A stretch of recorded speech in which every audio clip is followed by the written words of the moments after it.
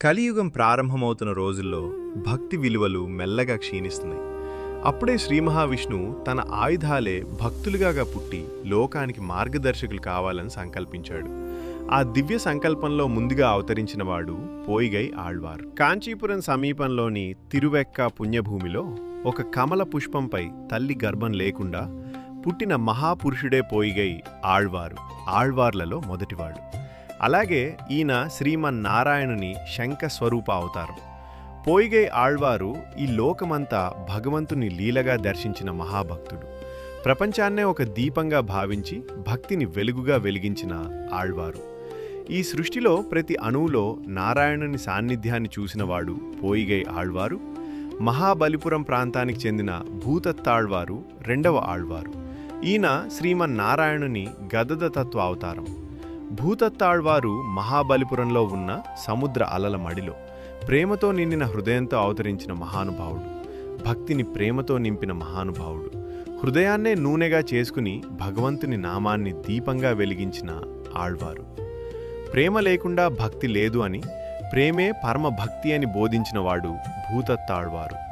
పేయాళ్వారు మైలాపూర్ పుణ్యక్షేత్రంలో ఎర్ర కమల పుష్పంలో అవతరించిన పరమయోగి. ఈయన శ్రీమన్నారాయణుని చక్రతత్వ అవతారం.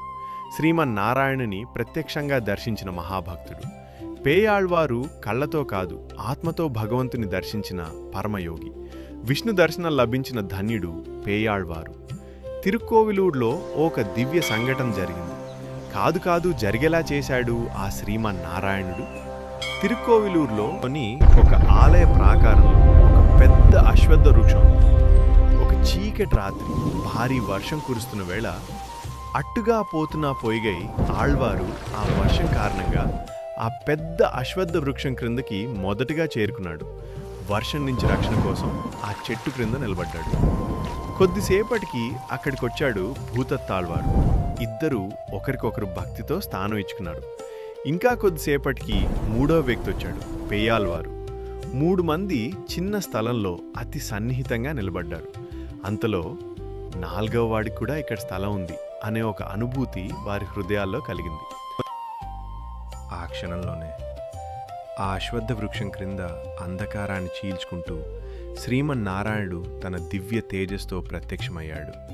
శంఖం, చక్రం, గద, పద్మం, నీలమేఘ శ్యాముడు అపార సౌందర్యంతో ఆ దివ్య రూపాన్ని చూసి ముగ్గురు ఆళ్వార్లు ఆనందంతో మునిగిపోయారు. దీపపాశురాల ఆవిర్భావం ఆ క్షణంలోనే భక్తి మాటలైంది. పోయిగై ఆళ్వార్ పలికాడు, వయ్యంతగలియా వార్కడలే నెయ్యాగా వెయ్య కదిరోన్ విళక్కాక సెయ్య సుడర్ ఆడి తిరికయాల్ ఎందకి ఇడర్ ఆడి నీంగుకవే ఎండ్రు. ఈ ప్రపంచమే ఒక దీపంగా తీసుకుని విశాలమైన సముద్రాన్ని నెయ్యిగా చేసి సూర్యుని దీపంగా పెట్టి చక్రధారి అయిన శ్రీమన్నారాయణుని కోసం ఈ దీపాన్ని వెలిగిస్తున్నాను. అలా చేస్తే మన కష్టాలన్నీ నశిస్తాయి. సారాంశం: సమస్త సృష్టినే పూజా సామాగ్రిగా భావించి భగవంతుని స్మరించడం. భూతత్తాళ్వార్ పలికాడు, అన్బే తగిలియా ఆర్వమే నెయ్యాగ ఇన్పురిగి సిందై ఇడు తిరివిళక్కాయ్ నన్పురిగి జ్ఞానచ్చుడర్ విளக்கேற்றினேன் నారణనుకు. ప్రేమనే దీపంగా, ఆకాంక్షనే నెయ్యిగా, కరిగిపోయిన హృదయాన్నే వత్తిగా చేసుకుని జ్ఞానమనే జ్యోతి వెలిగించి నారాయణుని ఆరాధించాను.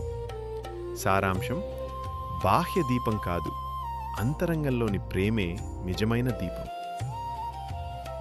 పేయాళ్వారు ఆనందాశ్రులతో పలికాడు, తిరుక్కండేన్ పొన్మేని కండేన్ తిగழும் అరుక్కన్ அணிநிறம் கண்டேன் செருக்கிளரும் பொன்னாழி కండేన్ పురిసంగం కయ్యిల్ కండేన్ ఎన్నాళి వಣ್ಣన్ పాలిన్రు నేను దర్శించాను. సువర్ణ కాంతితో మెరిసే దేహాన్ని చూశాను. సూర్యుని వలె ప్రకాశించే ముఖాన్ని చూశాను. గర్వంగా మెరుస్తున్న సుదర్శన చక్రాన్ని చూశాను. శంఖాన్ని ఆయన చేతిలో చూశాను. ఇవన్నీ నీలవర్ణుడైన శ్రీమన్నారాయణునిలోనే చూశాను. సారాంశం: భక్తి పరాకాష్ఠకు చేరినప్పుడు భగవంతుడు ప్రత్యక్ష దర్శనమిస్తాడు. ఈ 3 పాసురాలే దివ్య ప్రబంధానికి తొలి వెలుగు. భక్తి, ప్రేమ, దర్శనం ఈ మూడింటి సంగమమే ముదలాల్వార్ల వైభవం. అదే దివ్య ప్రబంధ వైభవం.